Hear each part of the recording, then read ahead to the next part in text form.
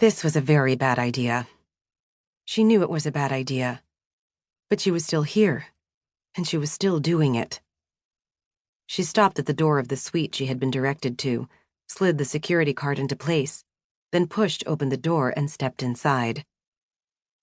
The smell of cigar smoke reached her senses the moment Cassie entered the room at the Navajo Suites, where she'd been told to meet the breed she now owed one hell of a debt to.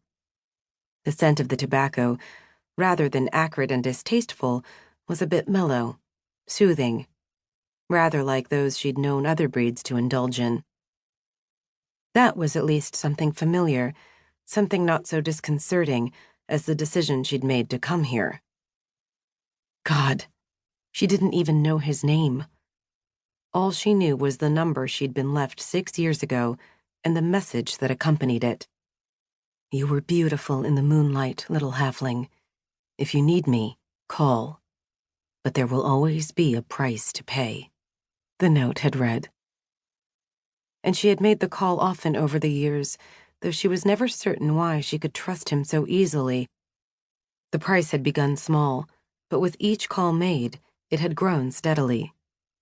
Still, she had enjoyed the game. Until now. But hadn't she known it would eventually come to this?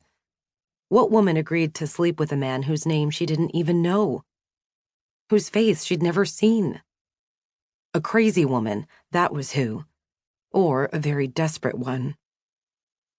She closed the door behind her softly, set the lock, and stared at the opened balcony doors where the shadow of a large, powerful breed stood. The tip of a slim cigar brightened as he inhaled, then dimmed, clenched between strong white teeth as they flashed in a brief smile. A coyote's smile. "Didn't expect you to keep your word," he said, his voice quiet, deep, as he lifted one hand to remove the cylinder of pressed tobacco. A second later, it was tossed over the balcony railing, its fiery point of light disappearing as it fell to earth. "You did as I asked," she shrugged. "My sister's safe."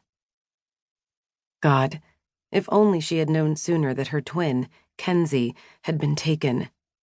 She was supposed to be safe. And she'd learned too late, sensed the danger her sister was in after she was taken rather than before. The gift she had been cursed with as a child had all but deserted her now, in her 20s, when she most needed it, when it could actually help her rather than tear her apart. And this time, it had almost come too late to ensure their safety. She was safe now, though. Cassie had heard the report that Kenzie was in breed hands. The moment it had been announced Kenzie had been found, Cassie had slipped from the Bureau of Breed Affairs apartments to meet her savior, as he'd directed her. "Didn't mean you'd show up," he pointed out laconically.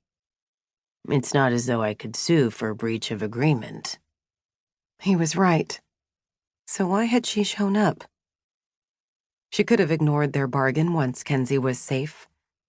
But he'd never, in all these years, broken his word to her.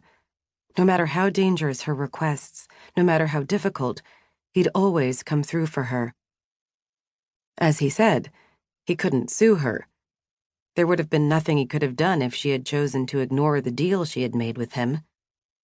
It was just that somehow, it had seemed rather wrong to do so. "I don't break my word," she finally answered him. "You should know that by now." A mocking chuckle filled the room. "Know what I think?" he said then, turning to face her as he slid the balcony door closed.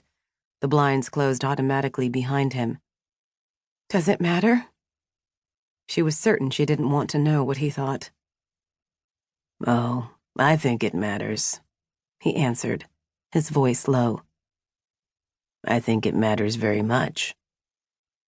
"Are we here to talk, or finish the bargain?" No. She didn't want to know what he thought. She wanted to get this the hell over with and get back to the bureau offices, where she was safe, where this breed couldn't find her. Stepping to the small table beside the couch, he flipped on a low light, though neither of them really needed it. She would have preferred he left the light off.